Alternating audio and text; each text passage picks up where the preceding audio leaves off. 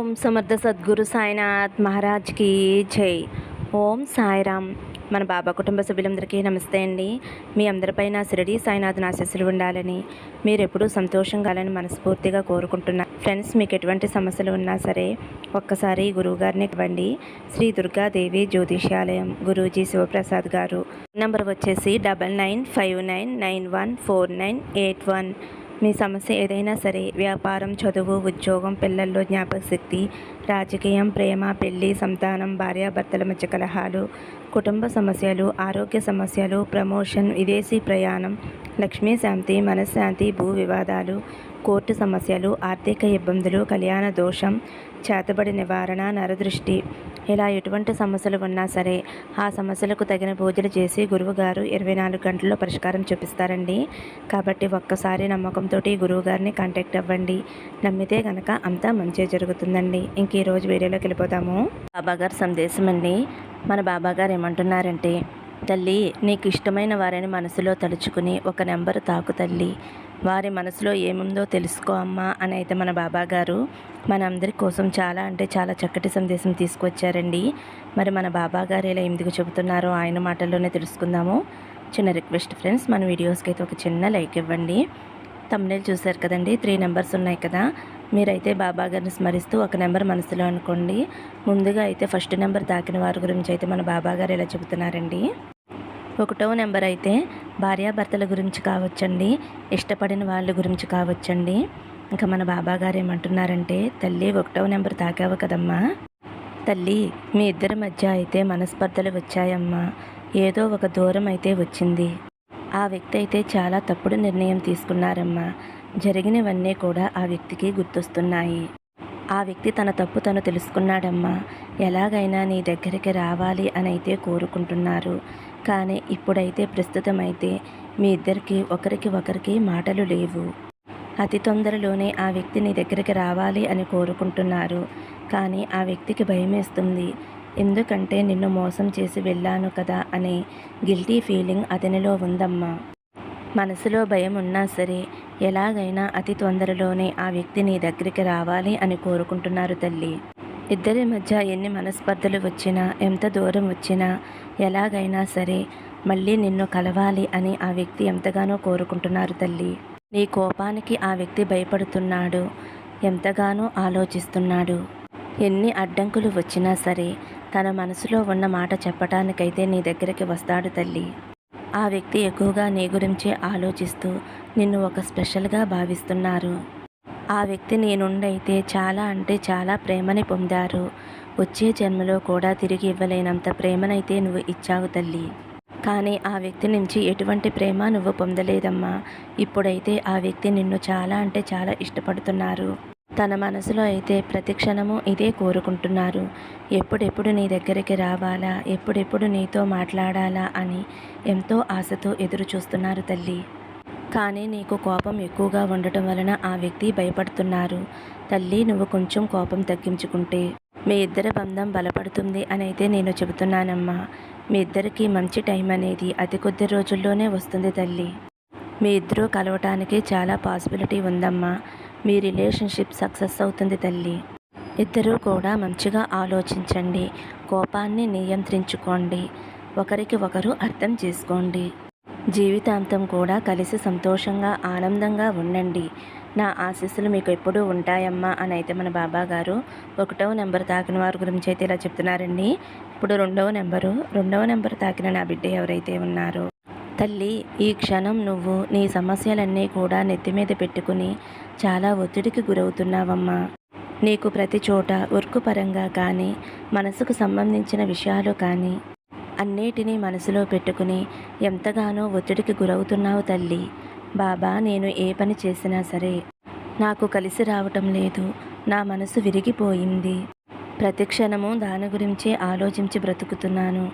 ఏది చేసినా అదే గుర్తొస్తుంది అని చాలా విచారంగా ఉన్నావు కదమ్మా.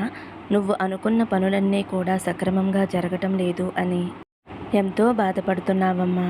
చూడు తల్లి, నువ్వు బాధపడవలసిన అవసరం లేదు. నీకు ఎంతో మంచి రోజులు రాబోతున్నాయమ్మా. ఇక మీదట నువ్వు ఏ పని చేసినా అది నీకు మంచే జరుగుతుంది తల్లి. నువ్వు అనుభవించే ఒత్తిడి ఏదైతే ఉందో అది నీ నుండి దూరం కాబోతుంది. ఇంతవరకు నువ్వు వెనకడుగు వేసినా ఇక మీదట నేను నీ దగ్గరే ఉండి ముందు అడుగు వేయిస్తాను తల్లి. నేను చెప్పే ఈ పద్ధతిని అనుసరించమ్మా. నేను చెప్పినట్లు అనుసరించినట్లయితే నీ జీవితంలో ఏదైతే ఒత్తిడికి గురవుతున్నావో అవన్నీ కూడా నీకు దూరమైపోతాయమ్మా. 2వ నెంబరు తాకావు కదమ్మా. 2వ నెంబరు శ్రద్ధ సబూరికి ప్రత్యేకత. ఎప్పుడూ కూడా శ్రద్ధ సబూరితో ఉండమ్మా. నువ్వు ఒక మంచి ఉన్నత స్థాయిలో ఉంటావు. నీ జీవితంలో నువ్వు అనుకున్నది సాధిస్తావు.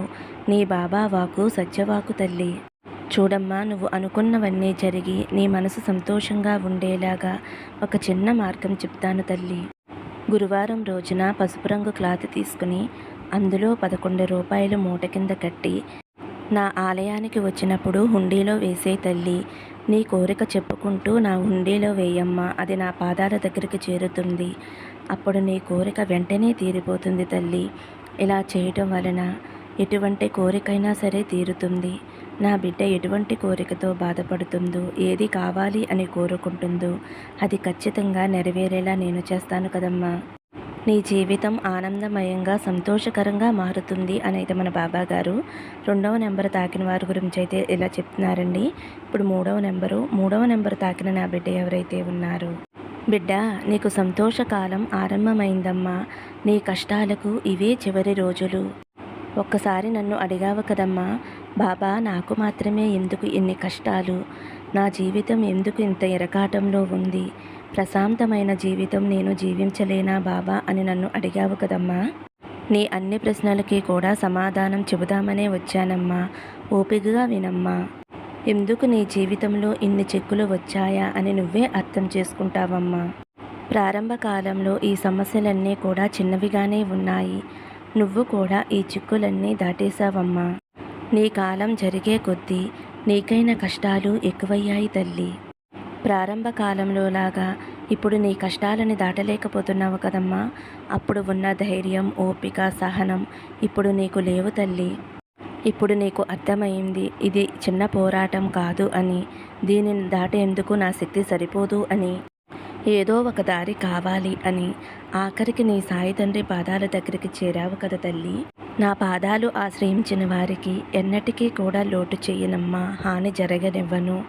ఎందుకంటే నన్నే నమ్మిన నా బిడ్డల్ని ప్రతి క్షణము కూడా రక్షించుకోవటం నా బాధ్యత. మరి మిమ్మల్ని నమ్మిన మాకు ఎందుకు తండ్రి ఇన్ని కష్టాలు అని అడుగుతున్నావా తల్లి? ఇదంతా కూడా పూర్వజన్మ పాప ఫలాలే తల్లి. మీరు పూర్వజన్మలో తెలిసి తెలియక చేసిన పాపాల వలనే ఈ కష్టాలు అనేవి ఈ జన్మలో సంభవిస్తాయి. మీరు వాటిని దాటే తీరాలి. ఈ కష్టాలను దాటడానికి మీరు చేయవలసిందల్లా దైవారాధన, దైవనామస్మరణ. ఇవి చేస్తే మీ పాపకర్మలన్నీ కూడా ఐస్లాగా వాటంతట అవే కరిగిపోతాయమ్మా. ఇప్పటి వరకు నువ్వు చేసిన పుణ్యఫలాల వల్ల, నువ్వు చేసిన దైవారాధన వల్ల నీ పాప కర్మలన్నిటికీ కూడా ఒక ముగింపు అనేది వచ్చేసింది తల్లి. నీ కష్టాలకి ఇదే ఆఖరి రోజు. ఇక నుంచి నీ జీవితంలో ఆనందం, సంతోషం మొదలవుతాయి. ఎందుకంటే నన్నే నమ్మి బ్రతుకుతున్నావు.